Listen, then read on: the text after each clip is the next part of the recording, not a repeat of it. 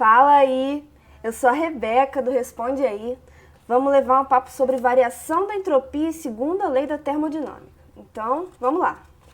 Ó, você já conhece isso aqui, ó, primeira lei da termodinâmica, que é aquela que fala que a variação da energia interna é igual ao calor menos o trabalho, né? Você já conhece também, lá do ensino fundamental, essa frase aqui, ó. Na natureza nada se perde, nada se cria, tudo se transforma. Tá, pensando nisso, vamos analisar aqui dois casos comigo.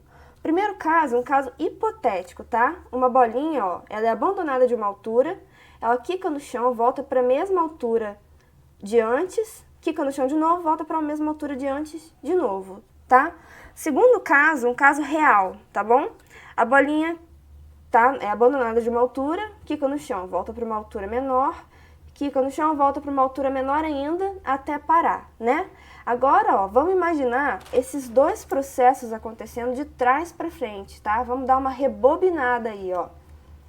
No primeiro caso, o que eu vou ter? Eu vou ver exatamente o mesmo processo, né? Só que de trás para frente, então ele vai ser igualzinho.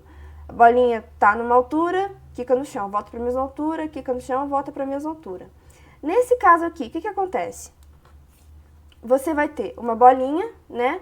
Ela sobe a uma altura menor, quica no chão, sobe para uma altura maior, quica no chão, sobe para uma altura maior ainda. O que aconteceu nesse segundo caso aqui, ó? Aqui, a bolinha foi cedendo energia para o ambiente, né? A energia foi se transformando. Como assim se transformando? Ela faz um barulho quando bate no chão, né? Então, a energia perdida e é cedida ao ambiente na forma de som. Essa bolinha também se aquece por causa do atrito, né, com o chão, então a energia também é transformada, também é cedida ao ambiente em forma de calor, né, nesse caso aqui. Nesse caso aqui, o que ia acontecer? A primeira lei da termodinâmica, a conservação da energia, não está sendo violada aqui, né? Só que para esse processo aqui acontecer, a bolinha ia ter que reabsorver toda a energia que ela cedeu para o ambiente aqui, né? Então, ó, isso aqui não acontece nunca, tá bom? Então, daí a gente pode tirar duas conclusões. Que conclusões são essas? Primeiro, que os processos reais acontecem em um único sentido. E, segundo, que sempre há perda de energia que se transforma em calor, tá? Isso é muito importante. Pensando nisso, a gente pode definir uma coisa, que é processo reversível e processo irreversível. Ó, vamos pensar lá nos nossos dois casos. O primeiro caso, né, que é o caso hipotético, e o segundo caso, que é o caso real. Esse processo aqui, ele acontece nas duas mãos, né? Ele pode acontecer de trás para frente.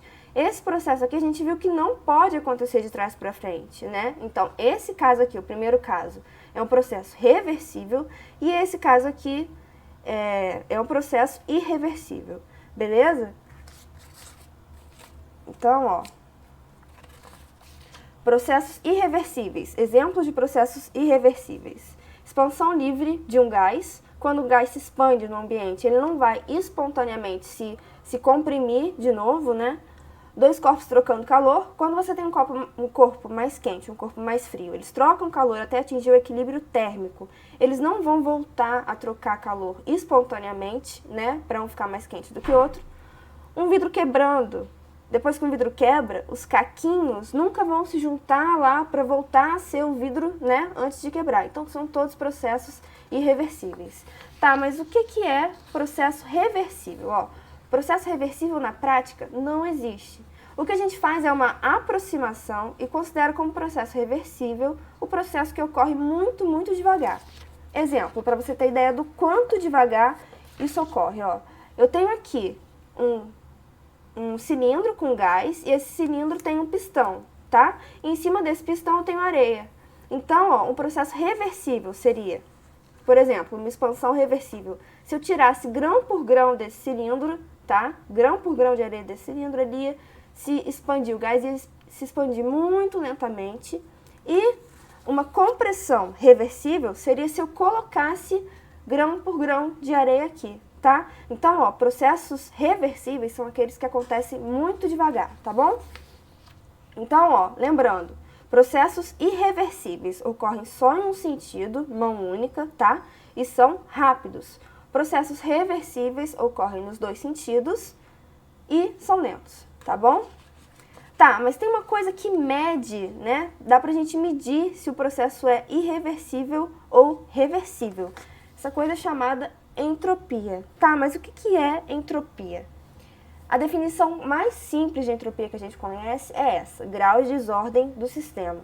E, cara, olha só, falar sinceramente com você, nem eu sei a rigor o que exatamente é a entropia, mas assim, o que a gente precisa saber sobre ela são alguns parâmetros, tá? Que vão ajudar a gente aí a resolver alguns problemas. Então, ó, de início, entropia é o grau de desordem do sistema. Imagina aqui comigo dois recipientes com dois gases diferentes, tá? E separados aqui por uma válvula que está fechada. Eu vou abrir essa válvula e esses gases vão se misturar, tá bom? Então, ó, eles se misturaram. Você concorda para mim que a desordem aumentou daqui para cá? Né? Então, a entropia desse caso aqui é maior que a desse caso aqui, entendeu? Beleza, vamos ver mais coisas sobre a entropia então. Ó, a entropia é uma variável de estado, ela não depende do caminho. Cara, isso é muito importante. Por quê? Porque olha só, se você tem aqui, por exemplo, um ciclo, né, com os pontos A, B e C, aí tem lá uma questão que te pede para calcular a entropia entre os pontos A e C.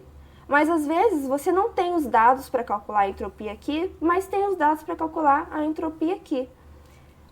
Pela entropia ser uma variação de estado, a variação de entropia entre os pontos A e C é igualzinha, né, nesse processo aqui, ó, A, B, C. Então, a variação de entropia no processo A, B, C é igual no processo A, C, porque os pontos A e C, inicial e final, são iguais, tá? É parecido lá com a variação de energia interna, não depende do caminho, beleza?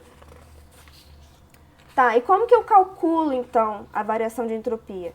Em processos reversíveis, a variação de entropia é igual à integral de Q1 até Q2 de dq sobre T, beleza? Aí você vai pensar assim, ah, Rebeca, mas em processos irreversíveis, como é que eu calculo? Putz, já não te disse que a entropia não depende do caminho, só depende do início e do final? Então você vai escolher um processo reversível que tenha o mesmo início e o mesmo final, né, do processo reversível que você quer calcular, e aí vai dar certo. Tá, e aí a gente está falando aqui de entropia, de processo reversível e irreversível há um tempão e não falou ainda da segunda lei da termodinâmica, né? Então vamos falar agora, ó.